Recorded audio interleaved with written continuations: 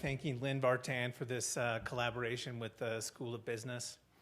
I also want to make you aware that we will be having a discussion with Charles this evening at 5:45 in the School of Business, room 120.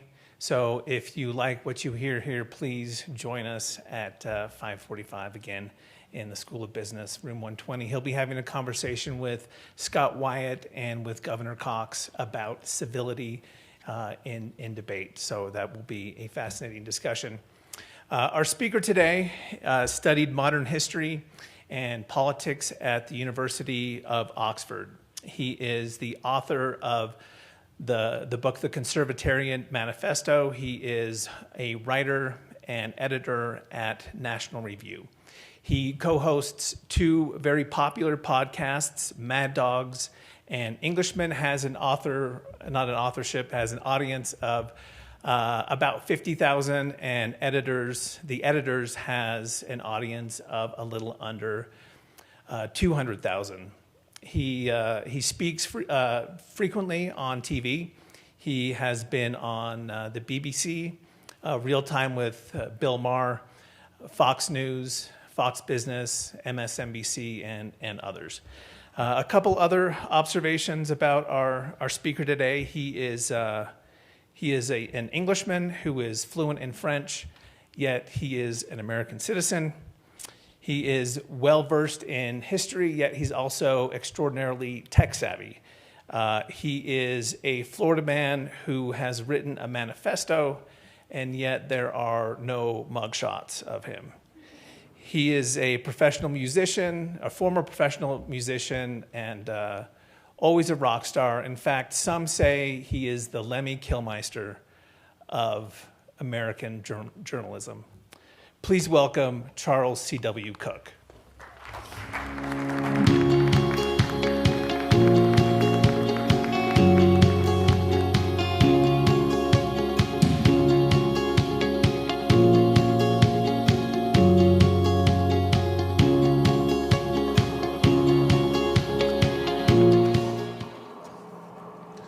All right, well, thank you very much for having me here again. Because of coronavirus, I actually haven't left my state for 14 months until today. So this is a great place to come to. Any place is a great place to come to, but this is an especially great place to come to. There's no more beautiful place to break that streak. Florida is extremely flat and humid, so just to see some mountains was lovely.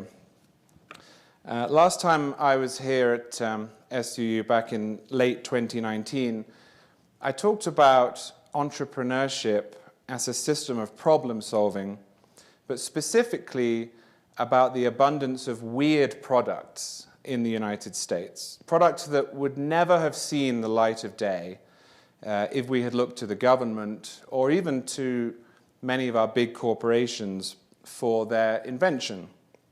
And I suggested that as a culture, we routinely undervalue how unusual and valuable the things we have in America and in the modern world more generally are. From drive-through donut shops, to laser tag, to roller coasters, to the Frisbee, to the golf cart, to the extraordinarily strange Teenage Mutant Ninja Turtles, which we all just accepted as kids, but which, when you stop and think about it, is about as odd as it's possible to get, and really could only have come from the mind of a couple of free, creative, possibly drunk individuals. Today, though, I want to step a bit further back on the chain and talk not so much about the importance of weird products, but about the importance of weird people. Specifically, I want to speak in favor of weird people. And I want to argue that they're crucial for our culture and our economy and our politics and our science and more. Now, don't worry, I'm not just saying this because I live in Florida and because Florida is supposed to have the highest concentration of weirdos in the United States. And I'm not just saying it because I'm originally British and because we essentially invented the modern eccentric. In fact, one of my great fears in life is ending up in one of those Florida Man headlines that you see on the internet. You know, armed National Review writer holding frozen margarita drives golf cart into swamp, that kind of thing.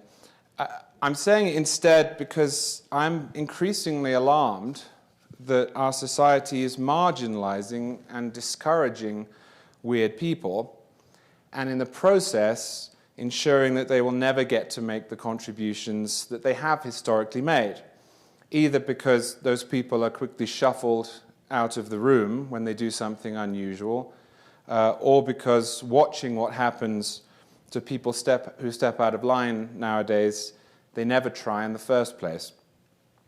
At the moment, it seems to me that America is in the midst of a cultural riot. Over the last few years, a small number of extremely powerful people seem to have appointed themselves as our national arbiters of taste. And they've begun scouring the past statements of anyone who makes waves, trying to find slip-ups or mistakes or eccentricities. And then if they can, they've tried to have those people removed from public life. I don't think that's an overstatement. In the last few months alone, Disney fired one of the stars of its show, The Mandalorian. One of the New York Times' best science writers, a man who'd worked there since 1976, was cancelled. Dr. Seuss's own publishing house decided to stop selling some of his books. In fact, just before I came up here, a British journalist called Piers Morgan, who I have spent my life disliking and have written against a lot, was fired, which is bad news. I don't like the guy, but it's bad news. He was fired because he said some things about the royal family that were deemed to be rude, making you wonder what century we're living in. And there are too many people out there now who seem to spend their time worrying about conversations that other people are having of which they don't approve or over which they don't have control. Now, many of these steps, much of this behavior is ostensibly taken in the name of diversity, but it actually yields the opposite outcome. It yields conformity. Increasingly, we are permanently disfavoring people who are genuinely different. Now, in and of itself, I consider this to be a problem. I consider it to be a problem because, and if you look at these flags, you will see why. I believe in free inquiry, in the right to offend, in the opportunity to seek truth. I also believe in redemption and growth. People change. I believe all people are capable of engaging in our system and in our republic, and that to argue that some people can't or need special protection is condescending. And I think it's important that some of our institutions that are supposed to be the most classically liberal, universities, newspapers, stay that way. And because I worry that if they don't, we're going to abandon the American order. But I don't want to talk about that. We could talk about cancel culture and intolerance all day. What I want to talk about today is that this trend of intolerance and illiberalism is now presenting a meaningful practical problem. Because any culture that seeks to exclude people who are a bit different will end up excluding a lot of the people who make a difference in the world. Or to put it another way, there's a utilitarian side to tolerance as well as an ideological side. We need a lot of the people who are being cancelled or who will cancel themselves in the face of the push. They're useful. They're not just valuable, they're useful. One of the strangest tendencies we have in the modern world, I think, is to fill important rooms with people who look different or who have different immutable characteristics, but who all have the same views on everything. And in fact, who were chosen because they have the same views on everything. And this is a mistake, but it's especially a mistake when it's applied to people whose job it is to think outside of the box. The story of the last decade, it seems increasingly clear, is a story of our removing unique people from positions of influence, asking the people who remain behind to refuse to speak up when they disagree, and building a system in which the best way to get ahead is to repeat whatever mantras might be popular that day. And this has reached such a weird climax that we now demand answers from people who've made it clear that they'd rather stay quiet and get on with whatever it is that they do. I don't know how many of you saw this, but there was this really strange campaign a few years ago to get Taylor Swift to start talking about politics, based on this idea that she had some responsibility to tell everyone where she stood. And it worked. Amazingly, it worked. She started talking about politics. So the same people who did this to her have now moved on to Dolly Parton, on whom it likely won't work. You don't mess with Dolly Parton. But I wondered then, as I wonder now, why? I mean, why did anyone care in the first place? Why should we put singers, of all people, in a pigeonhole? Why do we want to know which club they're in? Why are so many people nervous that they might be thinking the wrong things in private? Politics is not why we've heard of Taylor Swift or of Dolly Parton. It's not what they do. And also, if they were to give the wrong answers, then what? It really is extremely unlikely that all of the people who make a difference in our society are going to tick the boxes we establish for correct thinkers. And I don't think we should ask them. I recently read a book on the 1920s, which I talked about in my last event here, which was done over Zoom. When I read this book, I was left with the feeling that the eccentricity of many of the people that I discovered was not incidental to their success or their ingenuity, but in fact was its most likely cause. Or put another way, I felt many of the people in this book were trailblazers in their field, at least in part because they saw the world differently. It wasn't a bug, it was a feature. There's an old Apple advertisement that pays tribute to this. It's called "Here's to the Crazy Ones," which is fine. But the thing is, we can't pick and choose the craziness. If you try to bash in the rough edges of society's weirdos, you're probably going to lose their genius as well. The weird side of many people is also their good side. And John Stuart Mill once said that so few now dare to be eccentric marks the chief danger of the time. They are the visionaries who make giant imaginative leaps. Well, that word eccentric is from Latin. And literally, it means away from the center or away from what we think of as normal or ordinary. I prepared for this speech by reading about an awful lot of people who meet this description. Some of them had me crying with laughter. But over again, I found people who could quite easily have been shunned for being peculiar or flawed, and yeah, in some cases, flat out unpleasant, and whom I was extremely glad, nevertheless, had not been shunned because they were so indispensable. Alan Turing, the computer scientist who worked at Bletchley Park in England, played a vital role in deciphering German codes during the Second World War. He cracked the Enigma machine with his team. a man of whom Winston Churchill said had made the biggest contribution to winning the war, was told once that he had to go to London for a big meeting. So he got up from his chair and ran there, 40 miles away, ignoring the car that had been sent for him. He was one of many, many strange people who were nicknamed Churchill's wizards, who invented things such as bouncing bombs and fake inflatable tanks and tinfoil shards that stopped enemy radar.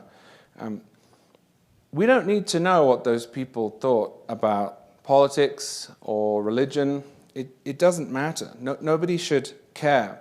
And Pythagoras, the Greek mathematician, thought that fava beans, the edible fava beans, were to all intents and purposes human, and that eating them was tantamount to cannibalism. Nikola Tesla was afraid of circles. He wouldn't enter a building unless he'd walked around it 3 times first, and for some reason he had to polish his cutlery with exactly 18 napkins before he would eat anything. Alexander Graham Bell, who invented the telephone, had 2 obsessions in his life.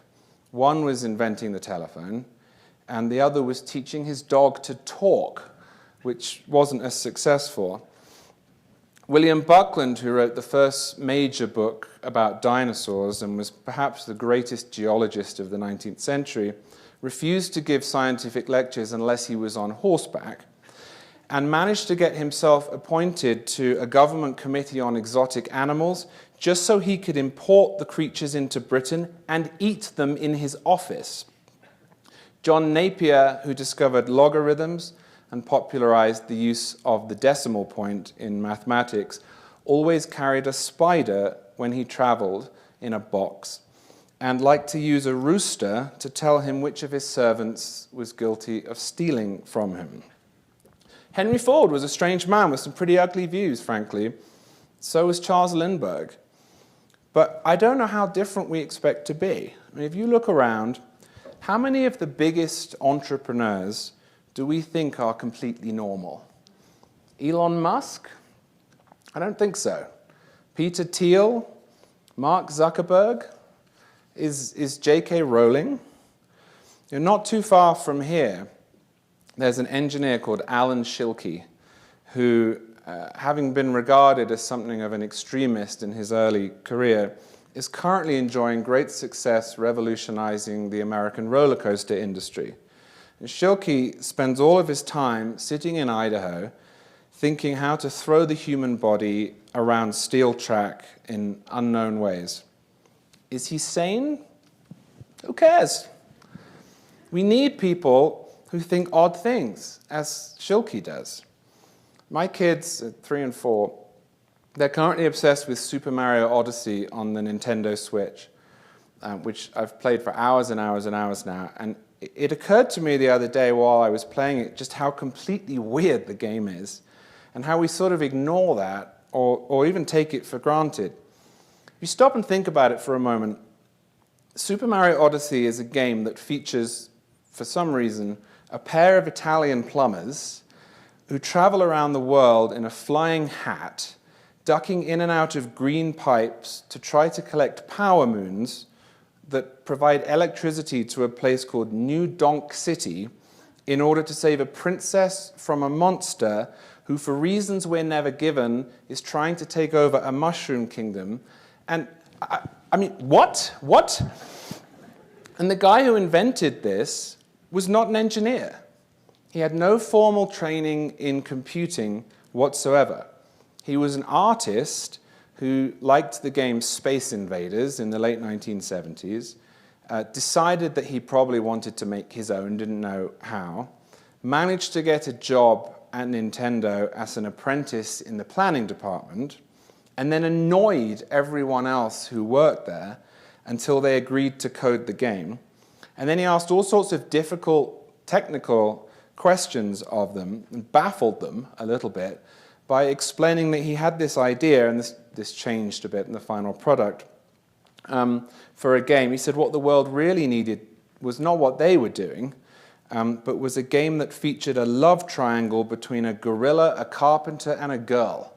That was the first pitch for Mario. He eventually became a plumber, but he was supposed to be a carpenter. And the thing is, he was right.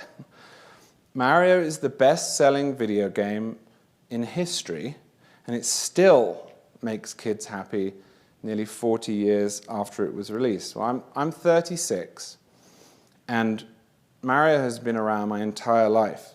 So it would be easy for me to assume that it just always was, that it's part of the world's furniture, like the trees or the oceans or Betty White. No. But there's a real risk in thinking like that, in assuming that the things that we enjoy just sort of are, when they're not. Weirdos made them. Weirdos who started with a blank slate and then had to fight everyone else to get them made. There's a popular theory at the moment about why autistic people seem to do so well in Silicon Valley. And this theory holds that it's because they are better than everyone else at avoiding groupthink. I think there's probably something to this, that in an age of conformity, the people who can't see the rules end up as the original thinkers. Now, as a culture, we often make a mistake when thinking about this. We say, well, why does it matter? You know, Elon Musk is rich and untouchable. What harm can come to him? But the risk here, of course, of intolerance and conformity is not to the people who have already made it. It's to the people who are yet to make it, but who are hounded out of society because they make one mistake, or they say something stupid, or they have the wrong opinions, or they don't know how to express themselves. Or, dare I say, because they didn't go to college or get the right credentials. If we go back to that word eccentric for a moment, and remember that it means away from the center or away from what we think of as ordinary, we should ask ourselves, do we really value people who do life differently? I think increasingly America has a bad tendency to look down on people who don't have college degrees, and worse, to presumptively shut them out of opportunities. Now, obviously, I am aware where I am today. I'm aware that I'm speaking to university students. I went to college myself. I enjoyed it. I'm not anti-college, I'm pro-college. But I do think it's important, nevertheless, that we make an effort to respect and listen to people who take different paths and avoid locking them out of our society at the first step. And I said many times before, including here last time, that if aliens were to come down into our society, they might be forgiven for reporting back home that the primary issue facing America is that not enough Americans are going to college. We're obsessed with this topic in a way that I think misses why college is useful in the first place, which it is. To listen to politicians talk about college is to assume that it's automatically good if more people go, that going to college is the best or perhaps the only way of getting ahead in life, that our society is always improved by having more people with paper degrees, and that it's a major scandal that people who wish to educate themselves further are obliged to pay to do so. And bit by bit, it started in Britain, and it's much worse there, this has led to an insidious idea, which is that people who don't go to college have in some way failed, or that they have been failed. But they haven't. Now, it's true that a college degree can serve as proof of certain skills, such as critical thinking, a willingness to stick with things, a familiarity with institutions. But so does serving in the military. So does doing an apprenticeship as a plumber. So does taking a job at a charity. We've got to the point, though, at which most entry-level jobs now require a college degree. So what do we think is going to happen to the people who don't go, and as a result of this don't gain the experience that has historically been the equivalent of getting a degree. And what happens once college is the sole means by which people come to learn what is expected of them? That is often how to behave according to the latest fashions. What's going to happen to the dropouts, to the people who come from nothing, to the people who aren't suited to it? Silicon Valley has become a peculiar place in that it's staffed now by a handful of extremely wealthy people who didn't follow the rules, who dropped out, never went, started in their garage, and then a massive army of people who did follow the rules, and yet, oddly enough, it's now the army that seems to be in charge. So I would counsel that we watch against this, that we try and avoid becoming a society in which the different and the weird and the eccentric are crowded out. America is an interesting, rich, and successful place, and I'm so proud to have moved here and then to have become a citizen. But it is not so interesting, rich, and successful that it can afford to stop innovating or to discourage the people who make a difference. And it's not so interesting, rich, and successful that it can forget why it became interesting, rich, and successful in the first instance. Individualism, tolerance, fragmented government, freedom of conscience, all of these ideas have culminated in a place that I, all those in this room, inherited, and we did inherit it, especially me, as an immigrant. I did nothing to create this country. If we decide that those ideas are old-fashioned, if we decide that we now have all the answers and that we can merely manage our way through the future without the need for dissenters or people who make mistakes or people who make us uncomfortable, we will decline. If we stop shrugging our shoulders and saying, it takes all sorts, we'll decline. If we give in to tribalism, we will decline. In my view, our biggest challenge in the coming years is to understand when and where it is appropriate to demand that our weirdos fit in, and to ensure that our system allows them to do so. You probably don't want your dentist or the guy at the DMV or your pilot to be a weirdo. But actors, entrepreneurs, writers, academics, scientists, journalists even, definitely.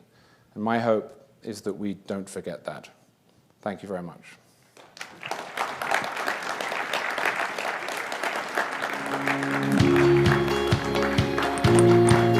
Awesome, let's have a seat.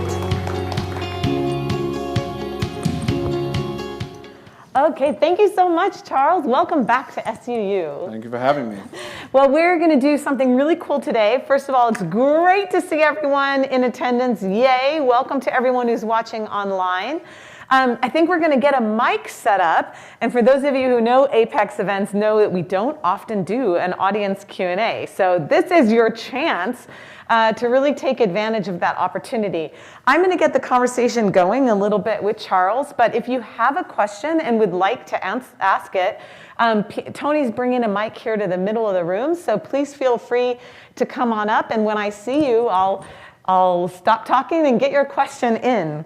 So, Charles, I wanted to start by saying I love this topic, and I'm looking at it a bit from the academic lens, which is very invigorating, because I strongly and wholeheartedly agree with the idea of the weirdo in the academic setting and what great interest that brings to the environment.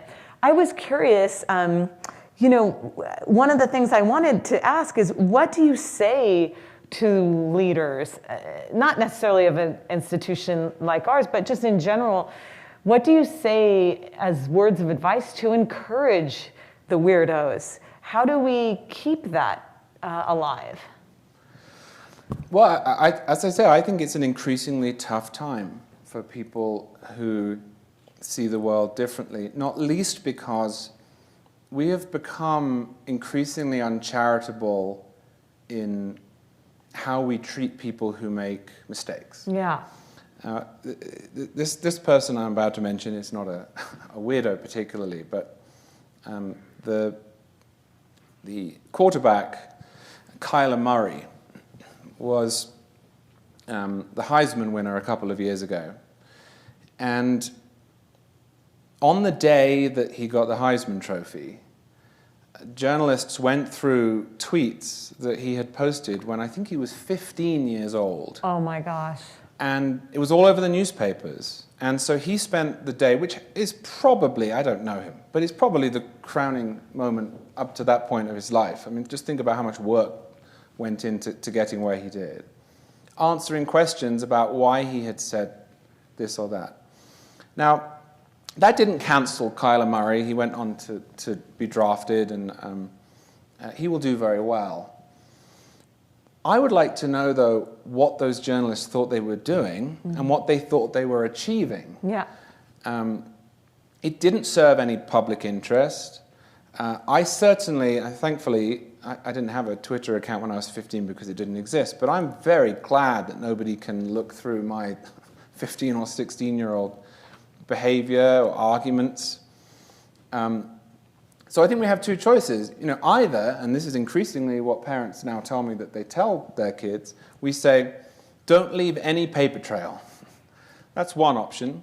It's probably good advice, but it's also terrible advice if you want people to make mistakes, if you want people to try out ideas. I mean, if you're essentially saying to young people, if you make one mistake, that will be it, then you're going to have a very different world. One thing America has always had going for it over Britain is that we've been much better at elevating people and respecting people who have failed. In fact, people who have failed are often seen as having a wisdom that is welcome. There was a law until, I think, about 2005 in Britain that if you had been on the board of a company that had gone bankrupt, you couldn't be on the board of another company for 5 years. Why? Yeah. Those are exactly the people that you want. Not only those people, but of course you want people on your board who saw it happen from the inside, who understood the mistakes that were made. And you especially want people who lost their own money in their own business because they felt it more keenly. Now that law was repealed, and I think it's made Britain a better place for business and innovation.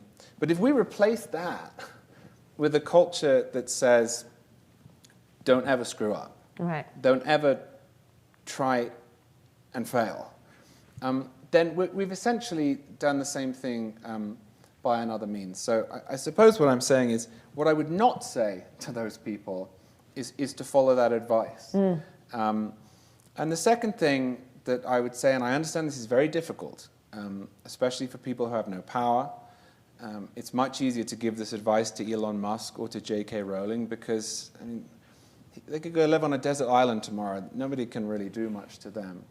But I do think people have to start standing up more than they do and saying, no, we don't want to live in a culture in which people who are a bit different are marginalized or people who make mistakes are punished forever. Because once they do that, I think the culture will start to change. But that's the challenge, right? The fear of it. I mean, I think of yourself as a writer. You have the tools of your words and of your speeches and your talks, and there's a bit of a maybe not a protection there, but if I compare it to even my own life, there's so much fear to do the wrong thing or say the wrong thing right. or go against the grain, because you ultimately want to protect your position and everything like that. So I wonder, what do you say about the fear? Well, so I do have a slight advantage. You're absolutely right in that I'm paid to write. Now, I mean, if I came out tomorrow and went stark raving mad, it wouldn't hold forever. Of course, yeah. But I do, of course, have some protection in the way some tenured professors would have protection for that reason. That doesn't, though, mean the problem goes away. And something that I've noticed in the last 10 years since I started doing this is I write more defensively than I did 5 or 6 years ago because I don't want people to misinterpret what I've said. So I make sure that it won't happen. It's almost insurance against an outrage mob. And I've spoken to so many other writers who say they do this too. And that actually makes us all dumber. It's a waste of time. Right. It leads to a breakdown in trust. If you're constantly writing, worrying that someone is going to say, I think you mean this, and then gin up a mob, then you're actually being a less effective journalist or communicator or whatever it is that you are. So there is a little bit of protection there, but it doesn't obviate that. But as I say, I think this will be solved when a critical mass of people start saying no. And I'm afraid at the moment they don't. At the moment they issue these groveling apologies. I understand why they do it, but it's about time that instead of crying on the floor because someone found something you wrote when you were 15, you say, don't be so ridiculous. Yeah, I don't think that anymore, but this got nothing to do with today. Go and do something productive. I do think it's starting to happen. It's just not there yet. And that's why I say this is one of the big challenges facing us, and I think it's something we have to fix, because if it gets really bad, we will dry up as a nation. I'm curious. Oh, great. We have a question. I'll hold my question. Please, go ahead. Sorry. So in your examples, you brought up the star that was fired from The Mandalorian. I know in her specific case, she was fired because she related the criticism that a lot of Republicans were receiving was, she related it to Jews in the Holocaust, and saying they were receiving the same type of discrimination, specifically posting a picture of a Nazi hunting down a Jew at that time. She also had posted comments about the election being fraudulent, Trump support, all the jazz that happened with Trump supporters. So my question is basically, with this thought of protecting the weirdos, are you also, is your thought also the culture that Trump fostered? I would call it a mob culture, but everybody joining in under Trump, trying to be divergent of what they thought was currently happening. A lot with liberalism, just saying we're Republican, we need to change politics and everything. I'm just curious to know your thoughts on that. Where was the culture that Trump was fostering in your mind a good thing or a bad thing? And with the star of The Mandalorian being fired, do you feel like that was one case where maybe it was okay for a company to fire someone that they thought didn't align with their views, or do you feel like that was too far from the...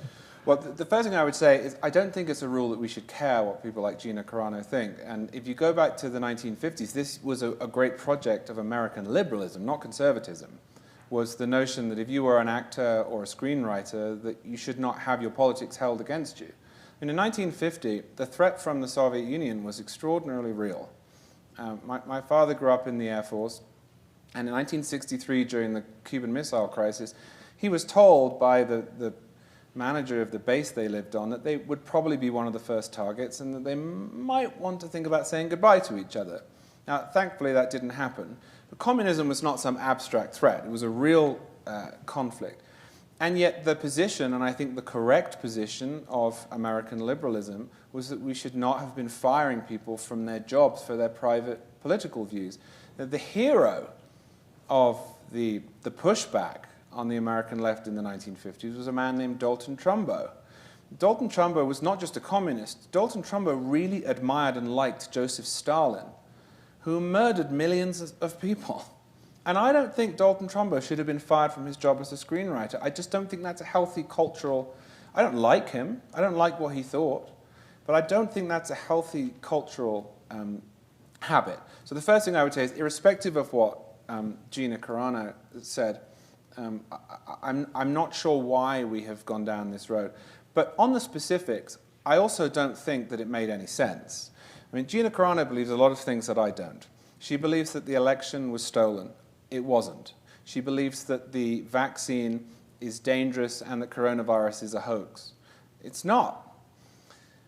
But what she said was really not particularly different than what anyone else has said. And if you look at what she actually wrote, her crime, insofar as it was one, was extrapolating much too far out to the point it became an offensive comparison. And she said, well, people who believe what she believes will be persecuted, and that's a bit like the Holocaust, right? Well, it's not. It's not like the Holocaust.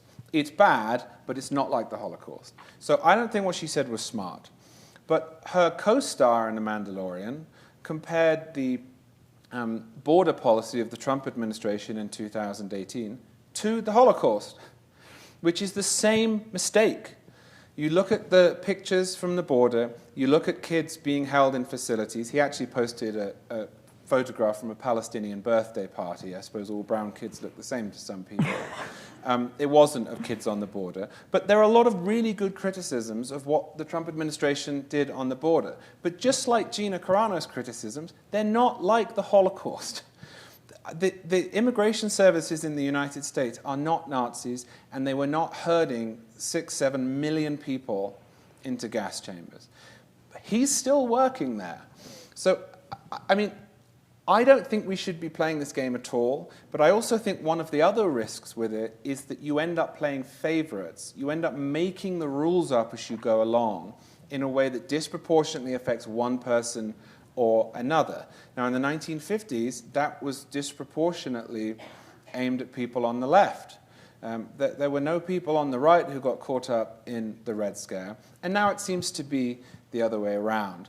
And that, of course, is another reason why you probably shouldn't do it in the first place, when it has nothing whatsoever to do with Gina Carano's job or Dalton Trumbo's job. If she were running for president, of course that would matter a great deal. But she wasn't. She's an actress in a televised soap opera about space.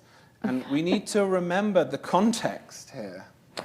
That actually dovetails right back to the question I was going to ask, which is, I wonder how much of this is an issue of discourse or understanding reasonable discourse. Context maybe is another way to say it.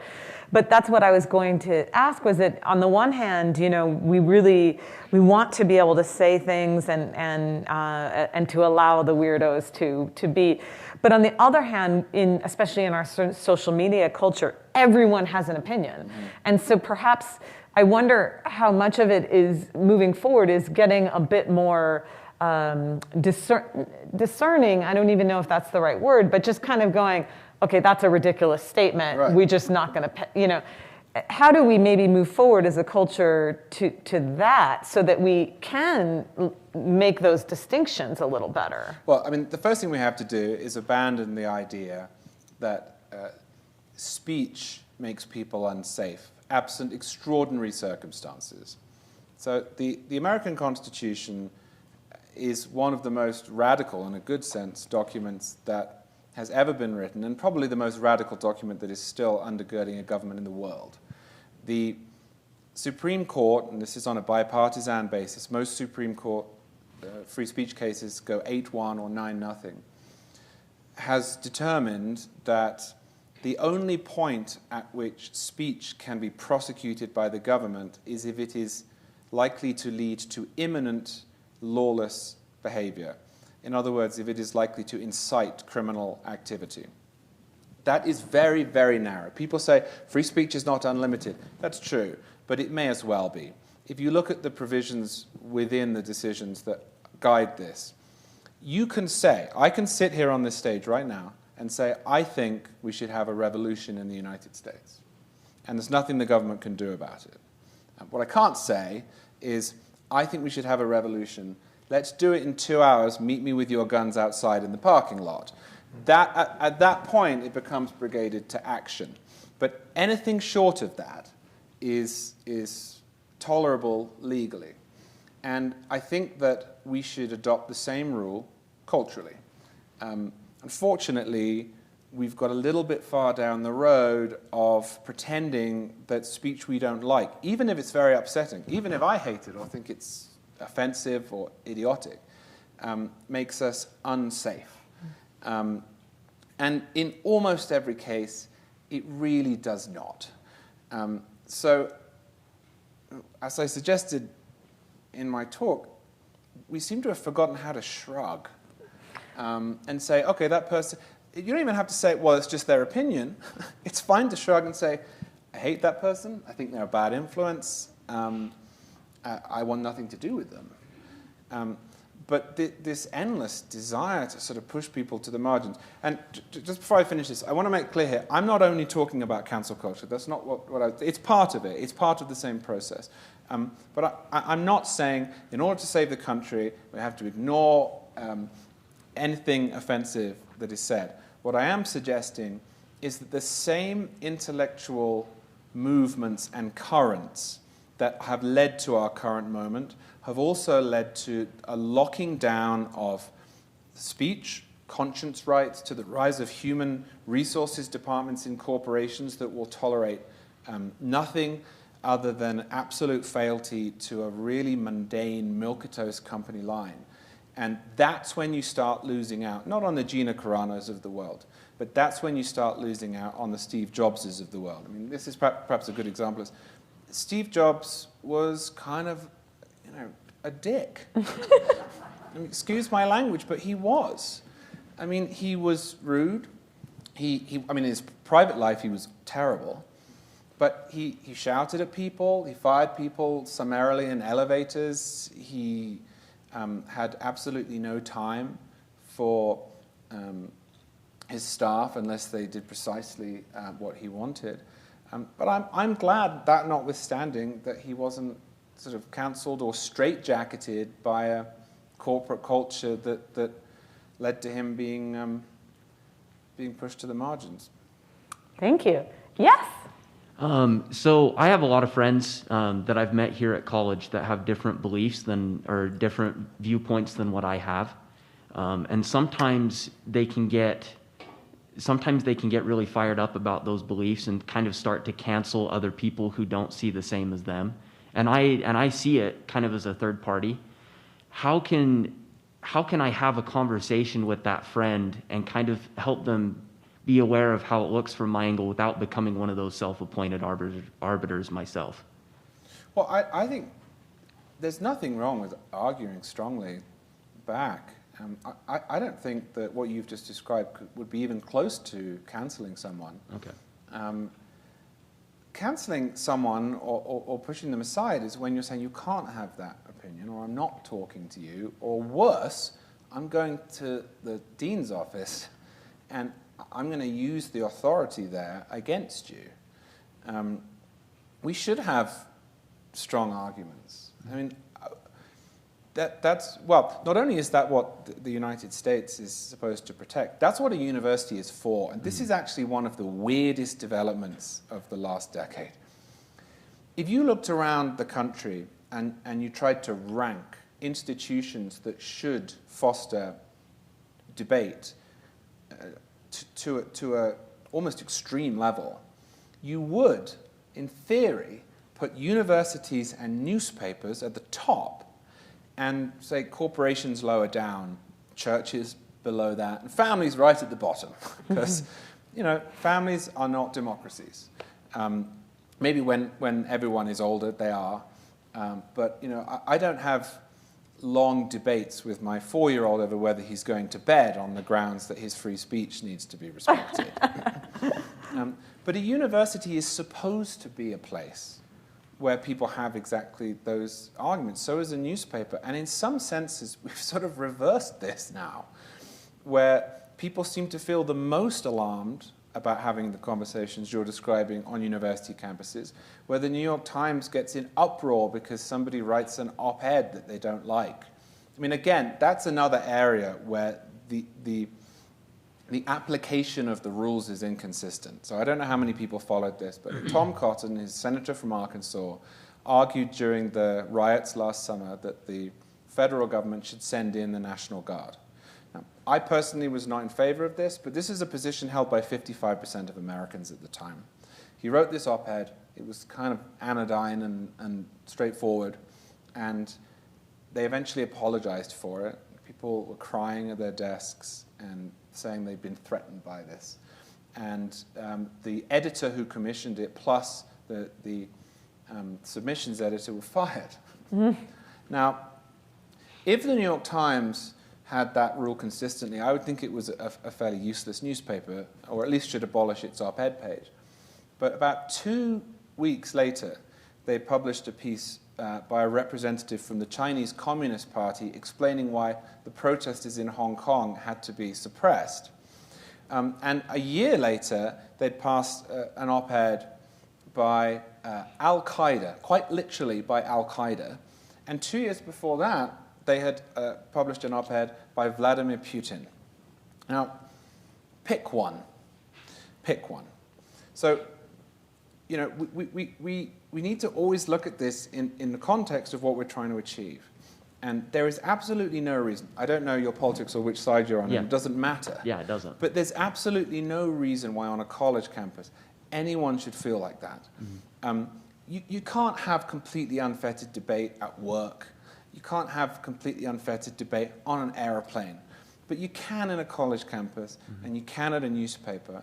And I'm a little bit worried that we're sort of forgetting why this room exists, why this campus exists. I, of course, don't mean specifically this university in general. And that as a result of it, we're damaging some of the habits that we've formed that as a country have made us what we are. Mm. Cool. Thank you. How do we advocate for it, though? I mean, I want to be part of the solution. I want to be part of making it better. I want to be part of helping students like that foster better conversations. I want to be part of better conversations like that myself. I mean, to be honest, I've been in situations where I don't want to say anything because, Sure. you know, you're a visible person on campus. You don't want to, you know, how do we collectively make that shift, just even from the people in this room, perhaps? Well, I mean, that's a great question. And actually, it is up to you in many ways. Because look, we had dinner last night, and one of the questions I was asked was, well, where do you think the average college student is on this stuff? And the answer is, they're fine. It actually is the case that most people are quite happy to have conversations. It's just there's a small number of people who manage to co-opt the faculty and institute these rules at the expense of everyone else. That's what happens time and time again. So, I mean, it is actually in many ways up to you. And this isn't everywhere. I mean, the University of Chicago, for example, has adopted a very solid and admirable free speech code that is now university policy. And if you're put on the spot in that scenario at the University of Chicago, they say, I'm sorry, but this is a university and these are our rules. Now, of course, that does not mean that if somebody puts on a Klan hat and starts harassing minority students, that nothing can be done about it. But it does mean that the normal conversations that we all have in life are deemed presumptively to be acceptable. Mm-hmm. So where those rules don't exist, I think you're going to have to agitate for them. I'm getting my strength up. Well, thank you for that advice. Looks like we have another question. Yes. Yeah. Okay. So I had to write it down because I blank, right? Anyway, so as individuals and wannabe entrepreneurs entering the business world, how do you recommend us battling either the cancel culture or the way things are and people having different views from us and us still wanting to fight for what we believe in and still becoming successful in what we are endeavoring on? Well, I think the first thing is you should set up your institutions for yourself as far as is possible and adopt a very broad and tolerant way of working. We can complain all day about the way things might be run at Twitter or Facebook. So, don't go work there and don't adopt those policies. Mm-hmm. Those companies won't always be there. I think the average life expectancy of a company now is something like 18 years. Mm. It used to be 100. My colleague Kevin Williamson always points this out, that U.S. Steel on Wall Street was called the company. They really believed that they were U.S. Steel. They were the steel company in the United States. Now, I think I'm right in saying it's the 27th largest steel producer in the world. Things change. Things change more than they did. But it's really important that people who don't want to emulate those institutions, what used to be called the man, set up their own systems. And actually, this is a good example maybe. Gina Carano was fired from The Mandalorian, is now working for an independent movie production company. And one of that production company's rules is that we just don't care what your politics are. Now again, if Gina Carano starts berating people on the set, it behaves hugely unprofessionally, discriminates against people at work, that would be a huge issue. But a group of people have got together, they've raised some money, and they say, we don't like the way that it works at Disney or 20th Century Fox, we're going to create our own companies. I don't think we're going to fix this by taking over large existing institutions from within. I think we're going to fix it by literally you, leaving here when you're done and saying, okay, how do I want the world to look? And how would I want to be treated if I were working somewhere else, and then treat the people you're working with and your employees like that? Great, thank you. Well, we have time for one more question, and I always like to kind of ask sort of what you're reading, or if there's something that you think, apart from your book, of course, which everybody should be reading, but if there's anything that you think, if you could make required reading on all college campuses, what would that be? Well, for politics students, I would say the Federalist Papers, because one of the best ways to navigate the United States is to understand how and why it was set up. There are many flaws in the way it was set up, but you have to understand them to grasp that. And it seems to me that the Federalist Papers is under-examined. Mm-hmm. It's there on the internet for free. It is a guidebook. It's an instruction manual for the United States, and a good one. So if we're talking politics, which is what I studied with history, I would say that. But otherwise, read broadly. I like courses that teach the classics. I did them myself. But one of the best ways probably of getting through life is to read about all sorts of topics and teach yourself. This will sound like a really silly small example, but our dishwasher broke. And I didn't want to pay someone to fix it when I thought I probably would be able to do that myself. You can, on YouTube, become a dishwasher engineer, basically. That every model, there is a video somewhere that shows you, step by step, how to fix your dishwasher. You might need to buy a couple of tools, a particular sort of screwdriver, but it's doable. That wasn't true 50 years ago. My car key, if the dealership replaces the battery, they want $100. It's a $2 battery from Amazon. And there's a very particular way of opening it. And again, it's available on YouTube. Now, these are very small examples, although they're important and practical examples. And it fits in a little bit with my point about universities, because often people say, oh, what, are you a dishwasher engineer? No, I just have an internet connection.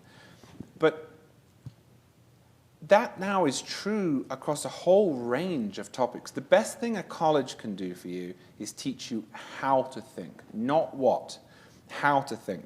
Now, if you're doing a vocational course, there's a lot of what that is important. Doctors need to know what to think in many cases. But how to think is the first bit, and then you just have to go and do it. And we have never been more blessed with the amount of information that we have available. If you go back to the American founding, you find a lot of people who were lawyers and doctors and architects. And the temptation is to say, goodness me, they must have been really intelligent. Well, of course, many of them were really intelligent, but there also wasn't that much to know about medicine or architecture compared to now. I've been reading a book by Ron Chernow, the biography of George Washington. His daughter had epileptic fits.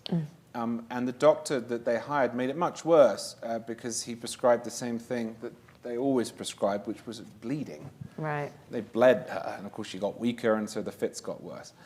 Doctors now have an enormous amount more to learn. But that information is out there. And there's no need for permission to find it, and most of it, thankfully, is free.